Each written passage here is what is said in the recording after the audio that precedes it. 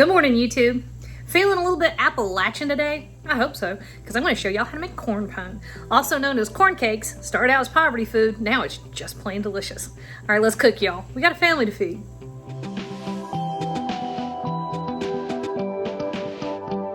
We're going. All right, Kenzie, we go turn off Mo. I forgot. So, we are talking about corn pone. And one of the big questions, what is corn pone? Well, corn pone originally was what you would call, well, it was corn cakes, corn fritters, any of those things. And it was poverty food. It was what you made when you had nothing else, because it really only took a couple of ingredients. And strictly speaking, old-fashioned corn pone can be made with 2 ingredients. That's not working well. I'm going to use scissors. So look here. Look what I have. Okay, so you see this? This is an old-fashioned corn pone pan. Matter of fact, this was my great-great-great-grandmother's. Her name was Sarah Fuller. In the 1850s, she set up housekeeping down in Charleston, Tennessee, and that's where I got these corn pone pans. Originally, they would make a batter of cornmeal and water and flatten it in here, and these would bake. Okay. Now, I don't do that because they're a pain to clean. They're a pain to clean and they're a pain to keep seasoned. I don't use them often enough to make it easy, so I'm cheating. I've seen, nothing I own is sharp. Let me get different. So, a corn pone or corn cake or corn fritter, the only difference between those, I guess you would say, strictly speaking, a fritter is, of course, deep fried. But a pone is just an old-fashioned word for the shape of those 2 pans. And you can do it just as quickly and just as simply on the stovetop and in the oven. So all I'm doing right here is cutting up about 8 ounces of bacon, which originally you wouldn't have used. But I think old-fashioned corn pone probably had no flavor whatsoever. So we're going to make corn cakes that have a lot more flavor than great-grandma Sarah Fuller would have recognized. All right, so 8 ounces of bacon, and I'm just going to let this sit in the skillet until it gets nice and crispy. We want to render out the fat as much as we want the bacon diced up for flavor. We're going to use both. So this is a old-fashioned Appalachian recipe, and bacon fat never went to waste. I can guarantee that if she had it, she would have used pork fat and just about anything she was cooking, but that's just the way it happened. All right, y'all, I'm just gonna crisp up this bacon and we will be back.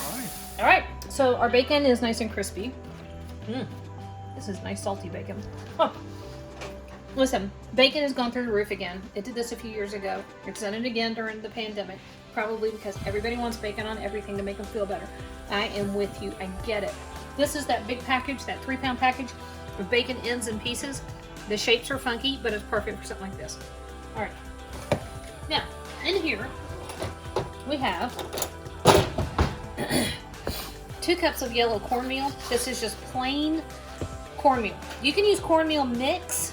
If you use cornmeal mix, don't use baking soda and baking powder.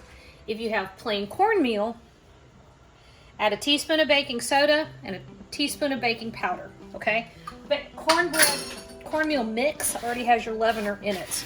Now why not just baking powder or just baking soda? Well, have you ever tasted them plain? You know, they have a really odd taste. Baking powder has a really metallic kind of taste, and baking powder is kind of it's not acidic, it's basic, but it tastes like medicine almost in a way. So both of them cause gas to be released, you know, and it'll cause something to rise. But if you put too much of any one in something, it tastes weird. That's why. So there you go.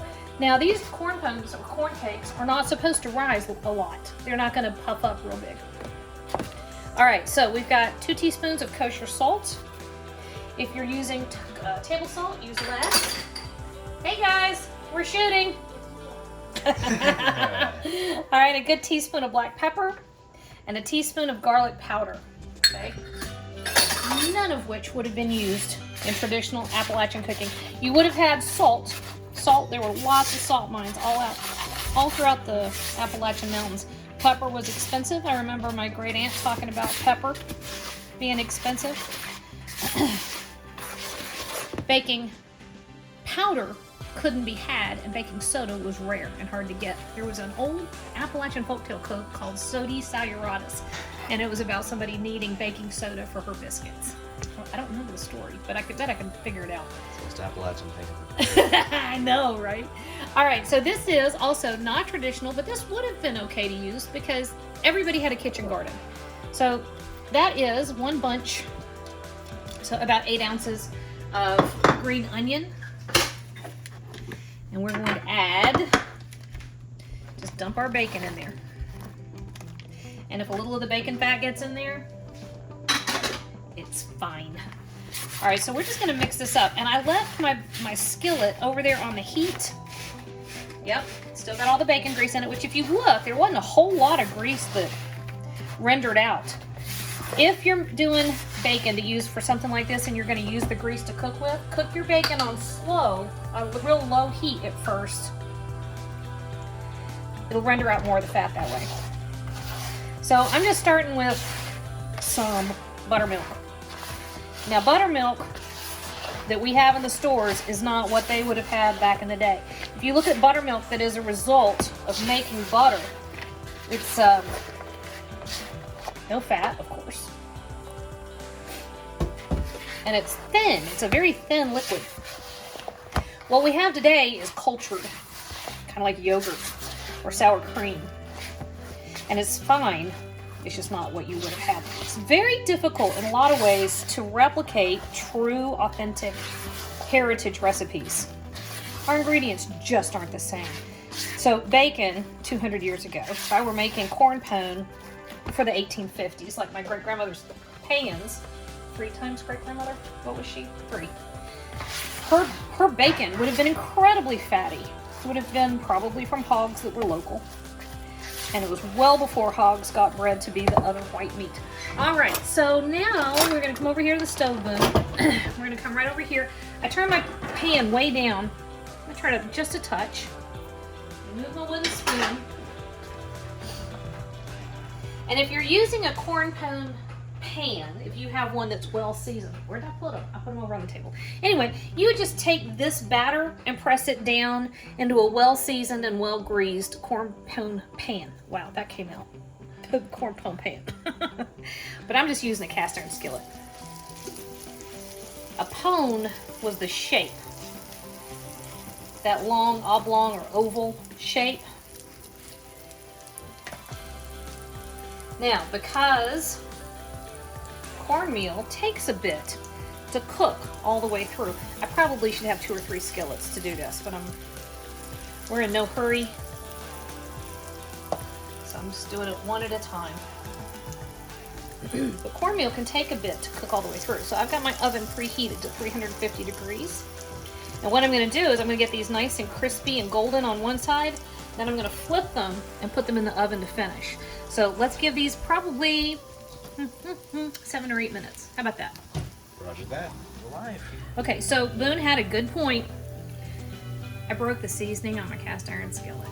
And I'm so sorry. Actually, it wasn't my fault. I went out of town and somebody put it in the dishwasher. But here's what happened. All right, so most of our corn cake is fine. And you see this golden, crusty thing that's happening? That's what we want. But, look, tragedy. This one's stuck.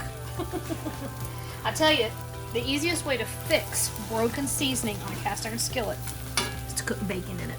Okay, so I flipped it over. I'd say this had about 7 minutes. I got a 350 degree oven. I'm gonna throw this in the oven and give it the other side for about 10 minutes total, okay? That smells heavenly. I know, right? Okay, so this one's had 10 minutes. Woo!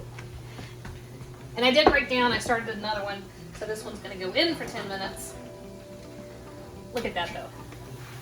Has some beautiful golden brown and gorgeous, is what that is. Okay, so let me get that 10 minutes.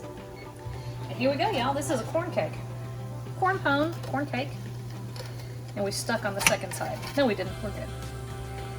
So that comes over here, and if I'd been really thinking about what I'm doing, I'd have saved a couple green onions, sprinkle over the top, which I didn't. I just have this crispy piece of bacon.